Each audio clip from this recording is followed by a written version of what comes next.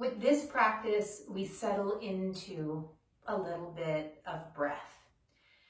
And I love to talk about how our body is a mechanical pump. So that before breath, it was air sitting in front of our face. And then with some pressure changes and some vacuum, the air comes on in. Part of what is driving the ability for the amount of air that comes in has to do with our myofascia and how limited it is. So that when we start to become more supple with our tissue, then our ability for our rib cage to expand and our diaphragm to drop improves, right? So if our belly is really tight, as an example, and when I say tight, I'm putting that into air quotes, but then when there's a limitation there, when there's a limitation in around the ribs, which we see a lot with people who have lung issues or asthma or those types of things, or when someone overutilizes their secondary breathing muscles, right? That can all limit the amount of air that comes in. And so as we start to move better and our tissue becomes more supple, then the lungs and the ribcage can move better, the diaphragm can move better, and we just get more air in. So lots of times I've had people tell me about their flow meter readings improving with the practice, and we haven't really done a lot of actual specific breath work. We've done more movement work that has some breath involved, but not like specifically breathing. So it becomes really interesting about how breath and movement, how myofascial tissue and the active respiration really do go hand in glove. And if you are someone who practices yoga a lot and you want to get more and more into pranayama, which is more of an energetic aspect of breathing, then having a really good understanding of how your body feels and the sensations and the pulsing and all of that energetic rhythm that's inside of us, having that awareness of it becomes so important to get into that subtlety of what pranayama can offer. So this is a practice about breathing that's also about moving specifically in and around your rib cage and the sides of your body. All right? We've got a ball, which is about the same size as a tennis ball. We have a buckled strap. And then I also have this piece of material. Now you can also use the buckled strap instead of this. I'm just going to show it to you anyway, if you have anything like that hanging around. Okay? But you can use a buckled strap too.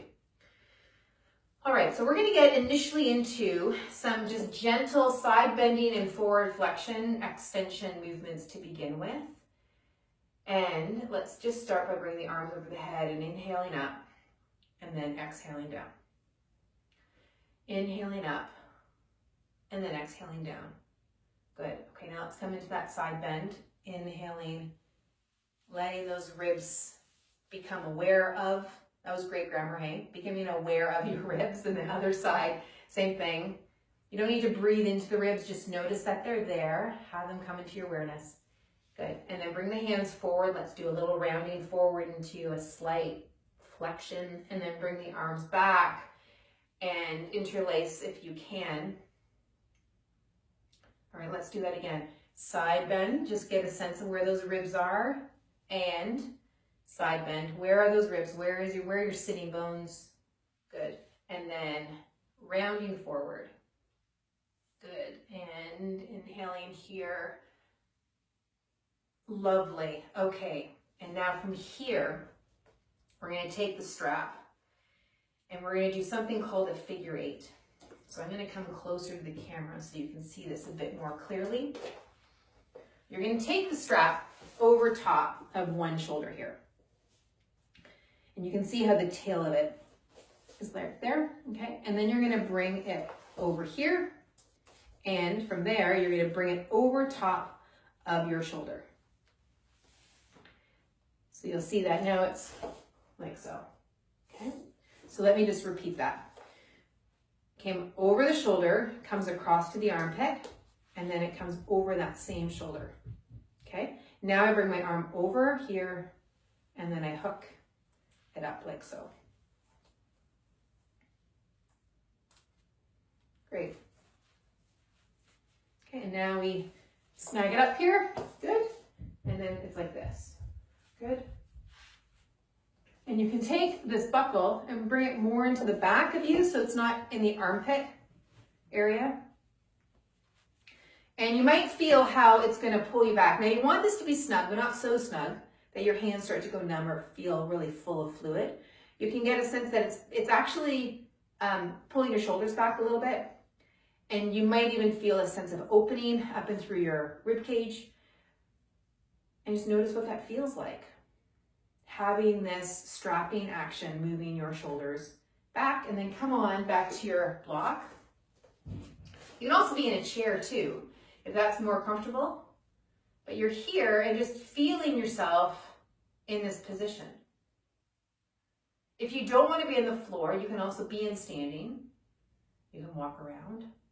But just allow yourself to notice how your shoulders are now you've got this strap. And take some breaths.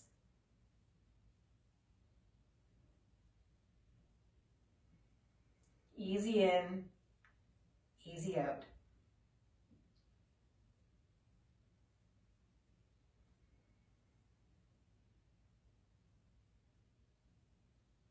Be aware of your pelvic floor and your pelvis if you are sitting on the block or on a chair.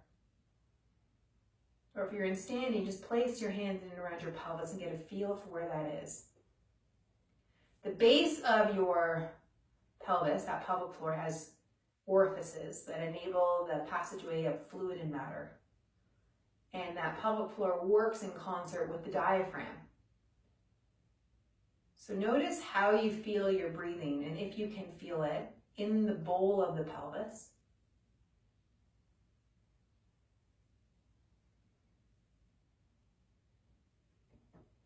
So as the air comes in and the rib cage expands, the diaphragm drops, there's pressure increasing in the abdomen, the pelvic floor also drops, and then the reverse happens.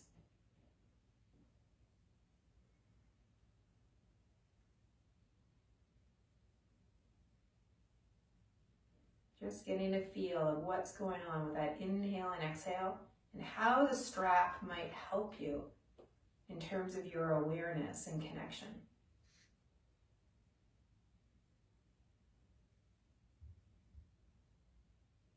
All right, now let's bring the strap off.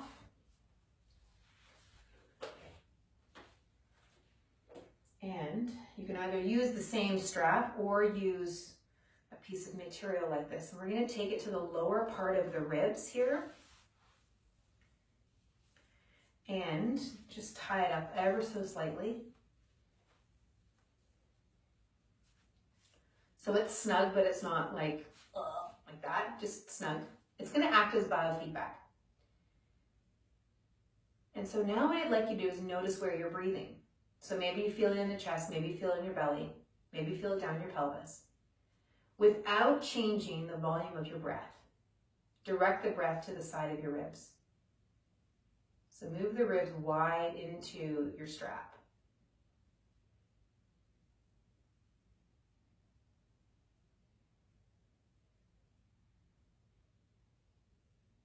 Now the reason why I've said don't increase the volume is because when we increase the volume, we'll probably move the ribs anyway. I'm just having you direct your breath from wherever it's moving in your body to here.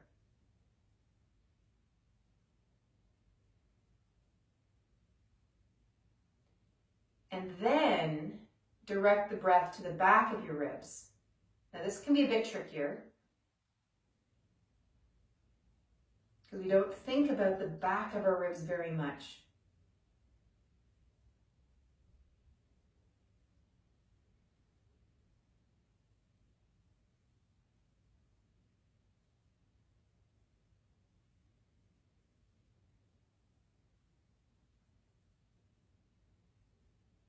And now both sides and back. So we're allowing the ribs to come wide like this and then back in, much like a bucket handle, moving in all directions. But we're focusing more here, going laterally as well as posteriorly.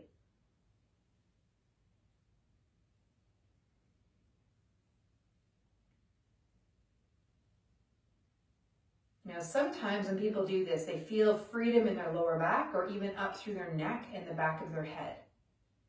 That might not be the case for you. It's more just noticing the impact of your breathing this way, how it lands in your body. All right, after the next one, you're going to take the strap off and just breathe easy. No technique. Just notice how your breath, the quality of your breath may have changed. Notice that.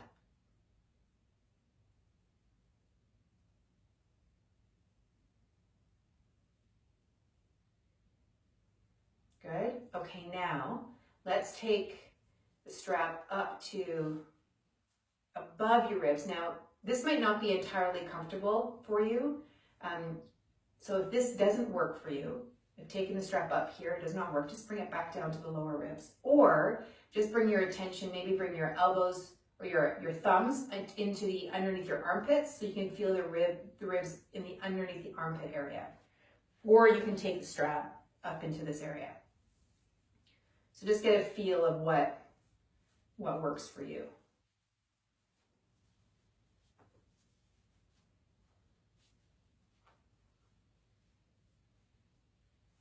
All right. Same thing. So whether you have your hands here or whether you have the strap here or whether you want to focus more on the ribs here, allow those ribs to move wide.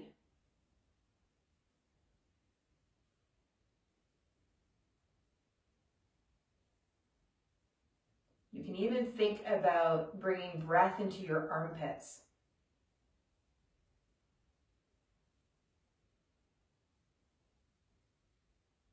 People have told me that they've recognized a correlation between a limitation here in their breathing and then a freedom that then arises and their headaches and migraines. Some have also noticed a relationship with their pelvic floor. And when they get this moving better, their pelvic floor starts to move better. Other people feel more length in through their spine area. So noticing the nuances here becomes really interesting because the more aware that you can be on how these things impact, the more clarity you have on what your body is actually communicating to you, from whether it's a symptom or a sensation perspective. You've got more data, more information, better able to make choices based off of what your body is saying. All right, lovely. And then let that go. And now, just be. What does your breath feel like now? What does your body feel like now?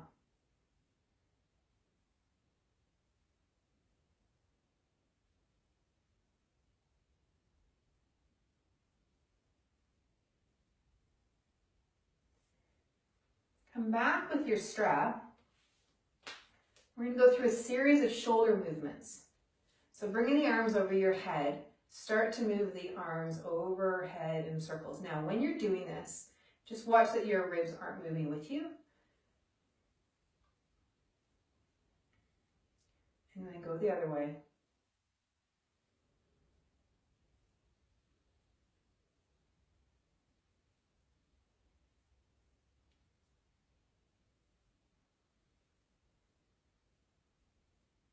The other way.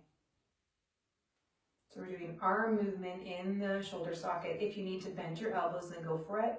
Just be aware that the ribs are not going with, that they're staying quiet. Good. Okay. Now let's bring one arm over, or runs the strap over one shoulder. This arm is going to come around, grab hold of the strap. Other arm is going to come up alongside, bend the elbow, holding onto the strap.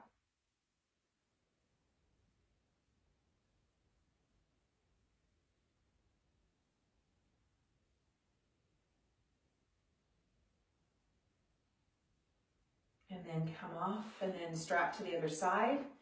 Arm comes around, other arm up. And just again, be aware of what's going on with your breathing.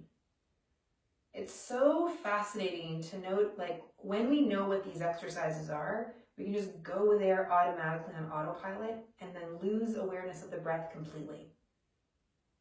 And then we're there, it's like, oh, oops, gotta breathe. So if that happened, just come on out, connecting with your breathing, and now move as much as you feel yourself breathing.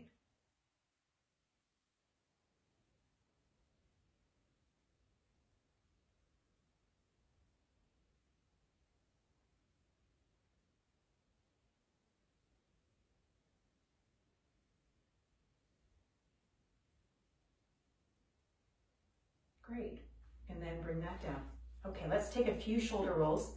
They come up to the ears and then they roll back, blades come back and then down. They come up to the ears, they roll back, blades come back and then down. There you go. Inhale comes up, exhale back and then down. Inhale comes up, exhale back and down. So now we're going to take the ball. Now the ball becomes really interesting because we're going to find some points that are in and around the shoulder blade. So if you bring your hand back over here and you just kind of poke around here with your fingers, you'll probably find a few little tender points. That's where we're going to go. So we're going to take the ball, we're going to come down onto the floor and bring the ball to those points of connecting that blade through the muscles towards your arm bone. And just kind of play around with what you feel. Now, if this is too much, like holy crap, you say, too tender, then you can do the same thing on the wall. You won't have all of your body weight coming down on the ball, so being on the wall might be a little bit easier. So by all means do that, yeah? Good. You can be here for as long or as little as you like.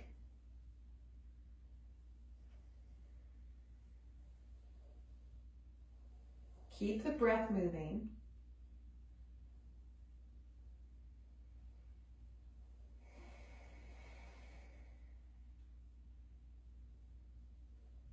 Good, okay, and then other side.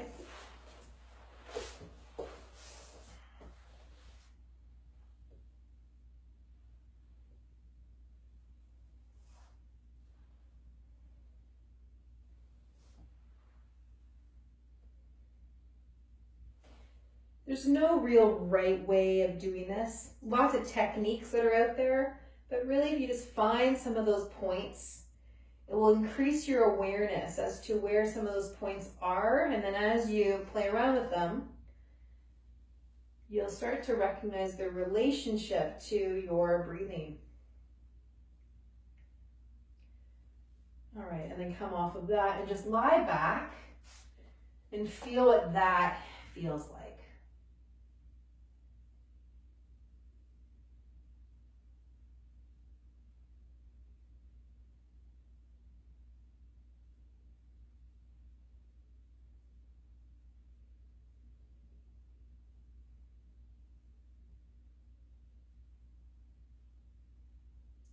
And then roll back on up, coming up onto the prop you were on, whether it was a bolster or a block or your chair, and then coming back up and now being here, notice what it is that you're experiencing.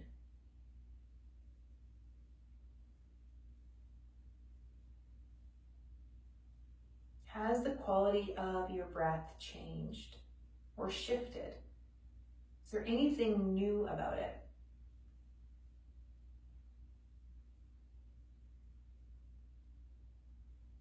What new sensations are you now experiencing? And take that information, that data, that clarity into the rest of your day. You have a great rest of your day. Much love. We will see you tomorrow.